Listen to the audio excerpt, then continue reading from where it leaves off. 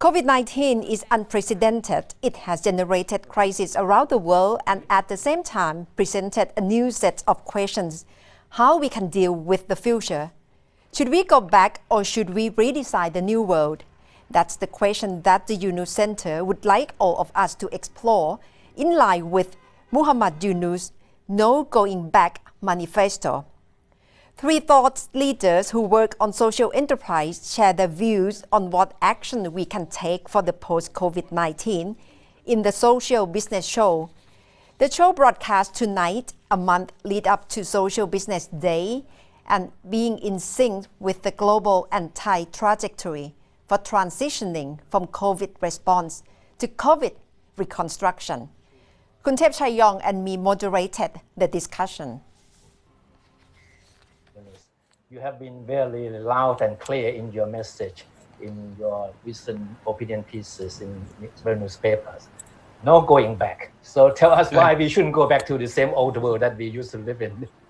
Yeah, well, that world is a terrible world. We are lucky that for the time being that has kept in pause. It's not harming us at the moment. There's no global warming contribution by that world. Because the whole machinery has collapsed, the engine has closed down. So our air is cleaner. We're very happy, and global warming stopped. We can see the results in many directions, and wealth concentration to that extent has stopped also. Mm-hmm. So all the things which are pushing us into a danger point and a disaster point has stopped because of the coronavirus. And now the question is, when the coronavirus is over, when the pandemic is over, should we go back to that point? And my answer is, no way. This will be suicidal. Why should we go and commit suicide? We are at the suicide. We don't want to go to the stage where we destroy ourselves. That's the point we are in. So our point is how to redesign the system so that we don't have to go back ever, not just for this time, ever we don't go back. In the meantime, we create a completely new world with the world that we always dreamt about, of sharing, of caring, and being together in a peaceful way, and so on. And I give the example of a city, a big city, suddenly hit by an earthquake, and a huge earthquake. Everything collapsed. Nothing in the city now stands. Now the citizens of the city who survive will be asking the question, should we reconstruct this city? And if we do, how should we do it? Should we take the old blueprints and build the city as it was? Mm-hmm. Or we'll build a city that it should be, now that we got a chance to redesign it in the way we feel comfortable with the city. So this is a choice now. And this is exactly the same situation with coronavirus gave us. It's a mega opportunity. No going back, that's the main message from Professor Yunus. What about you, Mr. Bright? How do you see, is this the only way to go after post-coronavirus? Yeah, Professor Yunus just made it very clear. When I'm looking back, we had a meeting on the 9th of February 2020, where we discussed in a huge range about the loss of biodiversity. 70% of insects are gone. It was a big shock. We saw that the forest all over Europe is heavily attacked. We have 10 rivers in the world who pollute 80% of plastic. The 9th of February 2020 was a shock for all of us. Now what we have is we have a common experience together. We have one opponent together. Now we have a common interest. We have an experience together. It hits us really hard. It makes us as equally to rich and poor. It is for all of us, like tuberculosis or like cholera or like in the past, And all what I say, this cholera and tuberculosis and COVID, we have now a new name for these diseases. That's never something good in it. But every time when life and death teach us how fragile life is, then we come together, we have a higher social conscience. And this is where, when we say goodbye to our children who we lost, parents who we lost, this is the moment where we think how valuable they are. So no step back anymore in this egocentric world. No going back anymore in the self-interest of of the system.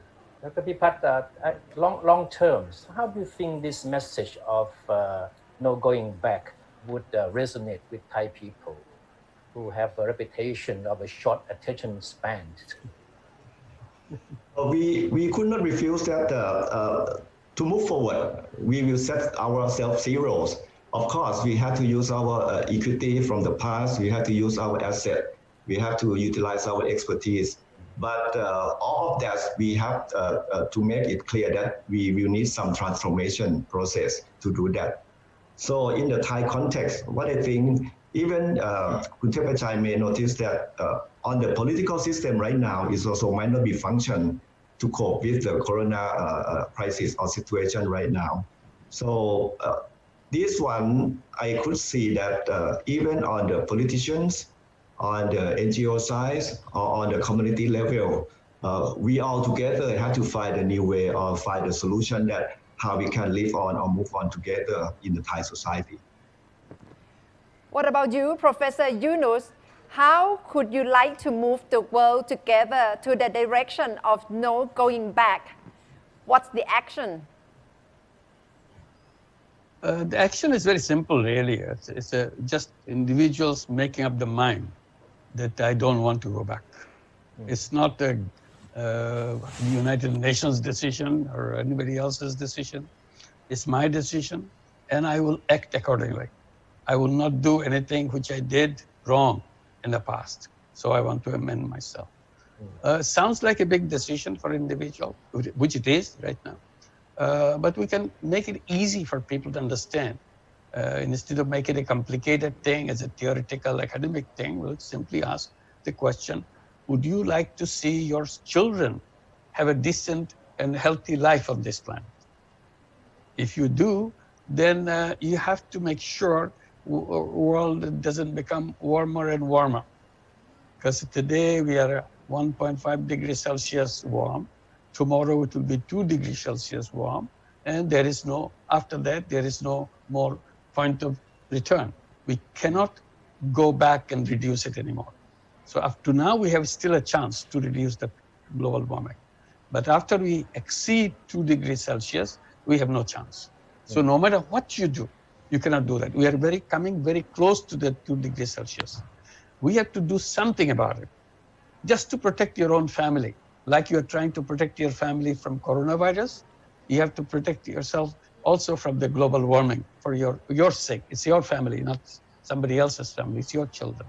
If your children don't have a chance, your grandchildren have absolutely no chance right from the beginning. So this is the opportunity we got that we can make it happen. Today, for coronavirus, we are wearing all the masks, protecting ourselves, that we do not pass on the infection, or we don't receive the infection. Those masks will not be useful in global warming. We don't know how to protect ourselves from global warming. There is no protective mechanism. There is no medicine for global warming. Today, we are talking about vaccine for coronavirus. This gives us some consolation, some relaxation that sometime probably it gives a hope that someday we'll have a corona vaccine and it will be available, and I'll take it, my children will take it, my family will take it, and we'll protect ourselves from the coronavirus. But global warming doesn't have a vaccine. Global warming will come and just destroy. That's no going back manifesto from Professor Yunus. And during the time of crisis, the role of the country's leader is even crucial than before, especially on communication. It can stop people from panicking, but on the other hand, it can escalate the situation. Tonight, we will look back at President Trump's past statement on COVID-19, in which right now the US death toll tops 100,000.